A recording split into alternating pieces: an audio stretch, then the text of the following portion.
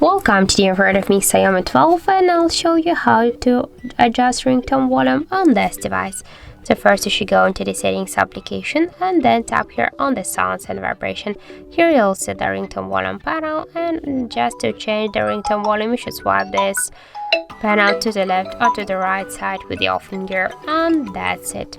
And also you can do it just by second way, just press up or down volume button, that doesn't matter, and then click here on these three dots, and just to change the ringtone volume by the same way, swipe this volume panel to the up or to the down, and that's it. So thank you for watching, and if you find this video helpful, don't forget to leave a like, comment and to subscribe our channel.